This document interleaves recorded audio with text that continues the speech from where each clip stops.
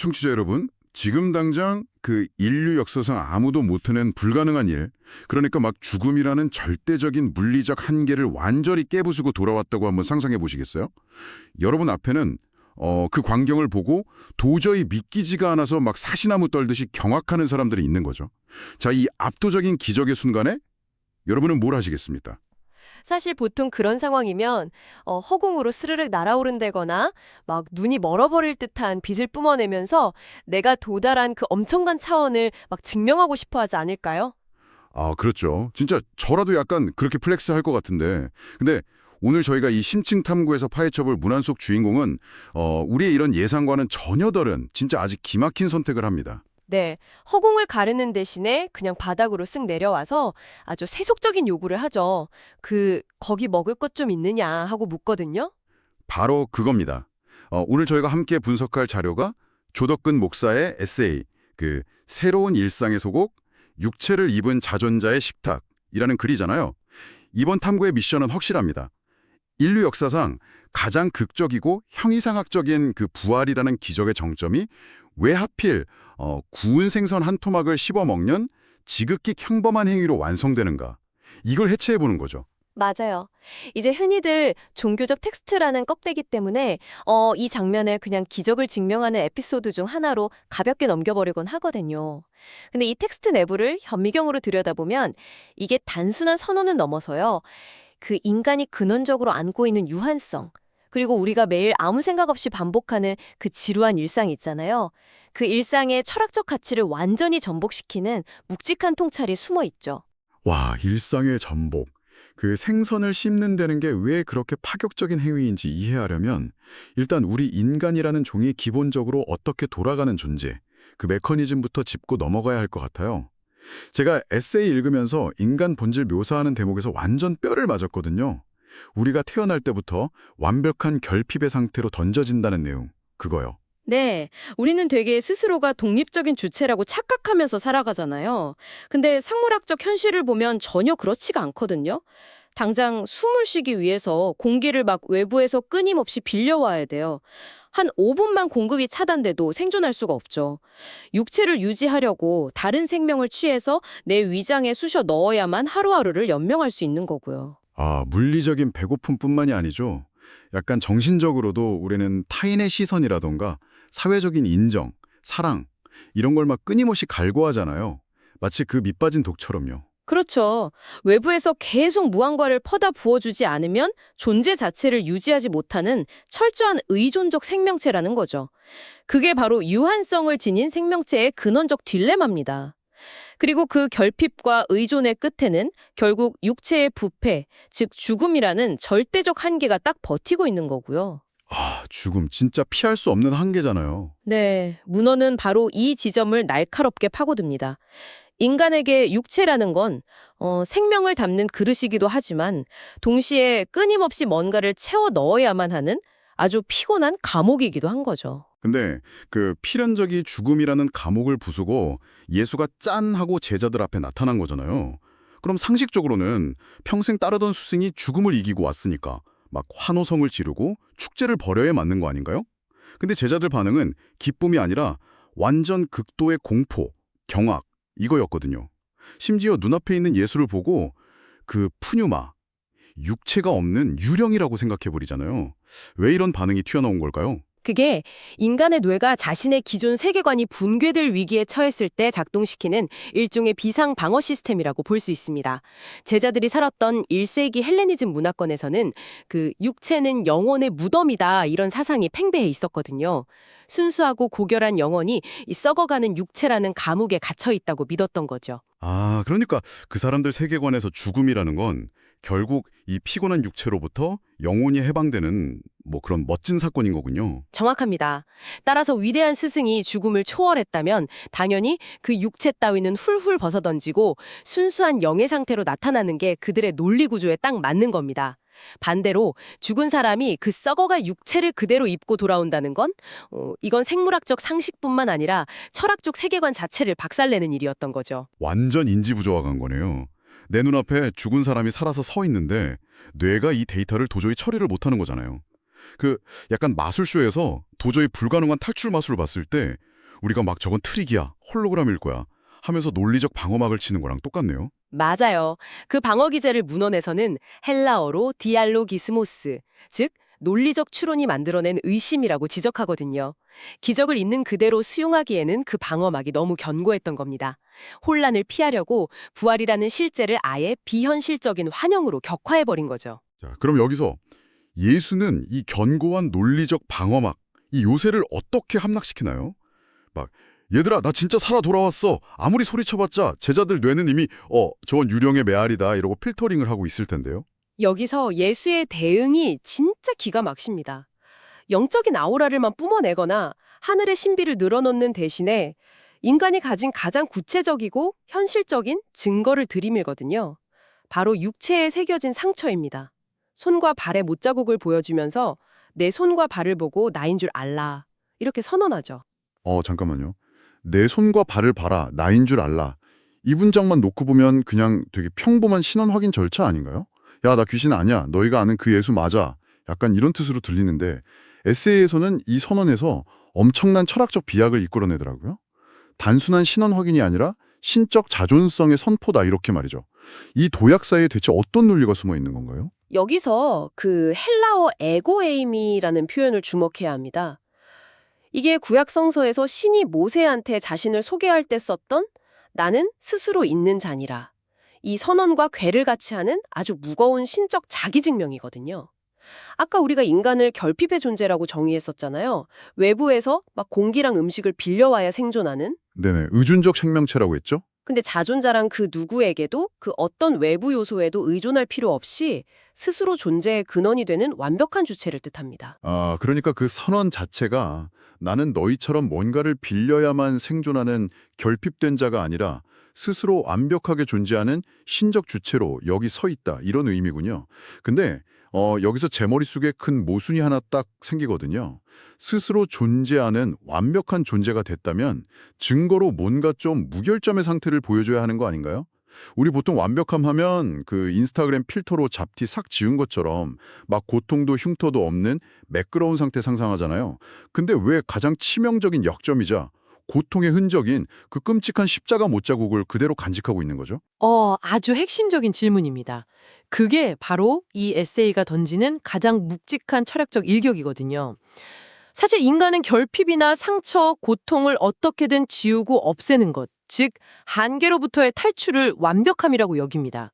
하지만 예수가 그 상처 입은 육체를 그대로 입고 나타난 건 부활이 한계로부터의 도피가 아니라 그 한계와 고통마저도 영원한 생명 안으로 온전히 통합시킨 사건임을 증명하는 거죠. 도피가 아니라 통합이다. 와. 제가 만약에 모든 걸 고칠 수 있는 마법 지팡이 같은 게 생기면 제일 먼저 제 몸의 잔병치레나 옛날 트라우마 상처들부터 싹 다 지워버릴 것 같거든요. 근데 상처를 그대로 남겨둔다는 건 영원히 그 고통을 안고 가겠다는 뜻 아닌가요? 왜 완벽한 존재가 굳이 그 흠집을 스스로 선택한 걸까요? 보통 상처를 지우려는 건 과거의 한계를 부끄러워하고 부정하는 행위잖아요. 근데 상처를 입은 채로 영원성에 도달했다는 건 그 육체적 고통과 한계가 더 이상 자신을 옭아매는 약점이 아님을 선언하는 겁니다. 인간의 한계라는 그 무거운 짐을 짊어진 상태 그대로 결핍의 사슬을 끊어내고 자존자의 지위에 도달한 거죠. 피와 살을 가진 채로 영원하고 완벽한 주체로 존재할 수 있다는 걸 몸소 입증한 첫 번째 사례인 겁니다. 듣고 보니까 소름 돋네요. 그러니까 상처다 치유되지 않은 피해자의 낙인이 아니라 그 상처를 통과하고도 온전히 존재한다는 일종의 승리의 훈장 같은 거군요. 제자들 입장에서는 진짜 완전 뇌정지가 올 수밖에 없는 전개입니다. 처음엔 뭉 유령인 줄 알고 공포에 떨다가 현실적인 상처 만져보고 진짜 피와 살이구나 깨달았잖아요. 근데 에세이 보면 제자들이 이번에는 너무 기뻐서 오히려 믿지 못했다. 이렇게 나오거든요. 방금 전까지는 무서워서 방어막 치더니 이제는 너무 벅차올라서 또 뇌가 현실 감각을 차단해버린 건가요? 네, 정확합니다.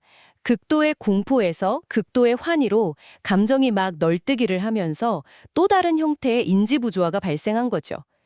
부활이라는 사실이 너무 엄청난 기적이고 유별난 사건으로 다가오니까 오히려 이게 현실 세계에 발붙인 일처럼 안 느껴진 겁니다. 이건 너무 비현실적으로 아름다워. 우리 눈앞에서 벌어질 리가 없어. 약간 이런 거군요. 그렇죠. 한낱 인간 눈앞에서 벌어질 리 없는 신화나 꿈일 거다. 이러면서 기적을 다시 현실과 뚝 떨어진 추상적인 차원으로 훅 밀어 올려버린 겁니다. 진짜 인간의 뇌라는 게 참 피곤한 것 같아요. 내가 감당 못할 크기의 진실을 마주하면 자꾸 현실에서 도망치려고 하니까. 그래서 이 허공에 부유하는 제자들의 정신줄을 딱 잡아 끌어내리기 위해서 예수가 아주 극단적인 처방을 내리잖아요. 바로 제가 오프닝에서 던졌던 그 질문. 세상에서 가장 초월적인 존재가 가장 세속적인 행동을 선택하는 결정적 순간. 여기 무슨 먹을 것이 있느냐, 이거요. 네, 그 평범한 질문이야말로 부활 사건의 진정한 클라이맥스입니다. 아까 우리가 음식 섭취를 인간의 가장 본질적인 결핍의 증거라고 분석했잖아요. 유령은 육체가 없으니까 물리적인 음식을 씹어 넘길 수가 없죠. 반대로 완벽한 자존자는 생존을 위해서 외부 에너지를 섭취할 필요가 전혀 없고요. 근데 제자들이 막 그날 부엌에 대충 굴러다니던 그 흔하디흔한 구운 생선 한 토막을 건네니까 예수가 그걸 받아서 눈앞에서 직접 드신다는 거잖아요. 환영도 아니고 밥을 먹어서 생명을 연장할 필요도 없는 신적인 존재가 그 가시를 꼼꼼히 발라내고 막 아그작아작 씹는 소리를 내면서 비릿한 생선을 온전히 비워낸다? 저는 여기서 완전히 기존의 틀이 깨지는 걸 느꼈거든요. 에세이가 통찰해낸 지점이 딱 그겁니다. 이 지극히 세속적이고 평범한 취식의 행위가 왜 기적의 완성인가? 기적이나 영원성이라는 게 그냥 저 높은 하늘 위, 형이상학적인 신비의 구름 속에만 머물러서는 안 되기 때문입니다. 우리가 매일 밥 먹고 숨쉬고 배설하는 이 지독히도 물리적인 일상 속에서 이루어지는 당연한 실제, 이걸로 착륙해야만 했던 거죠. 그래서 흔히들 이 장면을 막 억만장다가 길거리 포장마차에서 값싼 컵라면 먹는 거에 비유하곤 하잖아요. 근데 저는 사실 그 비유로는 좀 부족하다고 생각했거든요. 그건 그냥 돈 많은 사람이 서민 코스프레 하는 거에 가깝잖아요. 약간 이렇게 봐야 할 것 같아요. 그 생존하려고 뒤에서 곰이 쫓아와서 막 죽을 힘을 다해 뛰는 사람이랑 자기 한계를 시험하려고 스스로 마라톤을 뛰는 사람의 차이랄까요? 오, 그 대비가 훨씬 본질에 가깝네요. 생존에 쫓겨서, 즉 결핍 때문에 달리는 거랑 자유와 주체성을 가지고 달리는 자의 차이죠. 예수가 생선을 씹어 넘긴 행위는 배가 고파서 생명력을 보충해야 하는 결핍의 메커니즘이 절대 아니었습니다. 육체를 입은 자존자로서 먹어도 되고 안 먹어도 되는 그 절대적 자유를 가지고 일상의 가장 평범한 조각을 딱 선택한 거죠. 와, 그러니까 생선을 씹는 그 일상적 행위 자체가 더 이상 생존을 위한 발버둥이 아니라 영원성의 차원에서 이루어지는 완벽한 자유의 퍼포먼스가 된 거네요. 그 생선 씹는 물리적인 소리가 허공에 둥둥 떠있던 제자들 뇌를 확 끌어내린 타악기 연주 같았겠어요.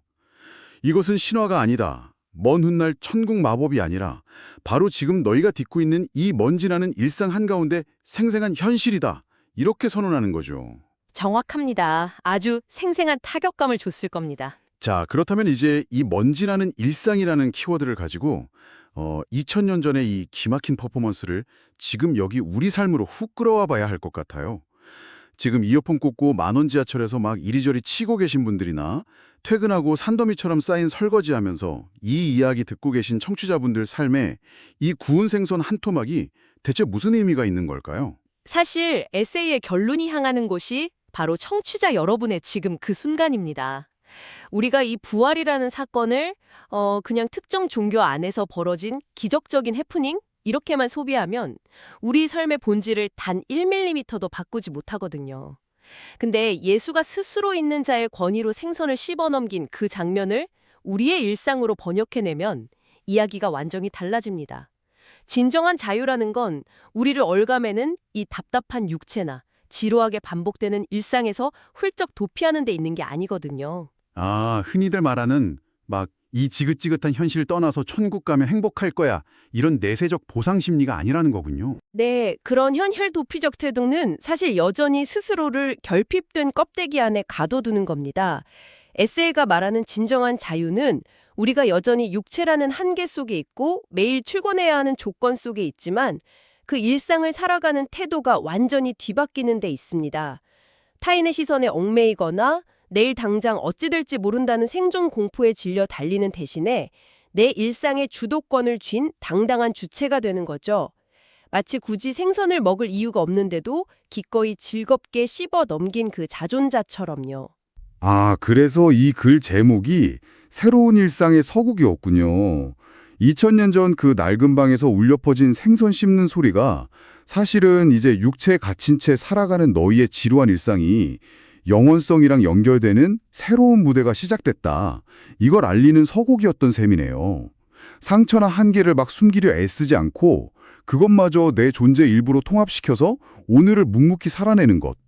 그게 자존자의 생망을 나눈 자의 태도라는 거잖아요. 네, 맞습니다. 우리는 매 순간 결핍을 느끼고 막 흔들리는 나약한 인간이지만 바로 그 상처받은 육체를 입은 채로 영원성에 맞닿아 있다는 이 역설, 이걸 깨달을 때 설거지하고 지하철에 시달리는 무의미해 보이던 시간들이 생존을 위한 피곤한 노동이 아니라 내가 지금 완벽하게 존재하고 있음을 감각하는 경이로운 무대로 변모하는 거죠.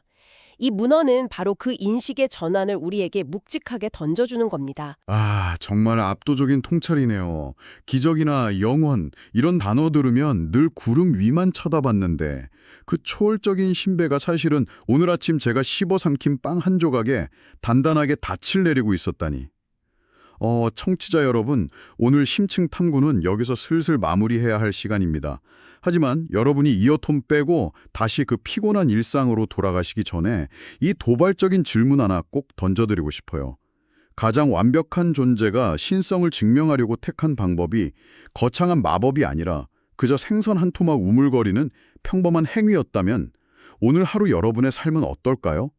매일 아침 피곤한 눈 비비며 커피 내리는 일, 아이 머리 쓰다듬어주는 손길, 퇴근길 버스 창문에 머리 기대고 쉬는 그 평범한 숨소리들이 사실은 결핍된 게 아니라 여러분이 이 세계에 그 자체로 완벽하게 뿌리 내리고 있음을 증명하는 가장 신적인 순간이라면 어쩌시겠습니까? 오늘 하루 그 지루한 일상 속 어딘가에 숨겨진 그 거룩한 씹는 소리를 꼭 발견해 보시길 바랍니다.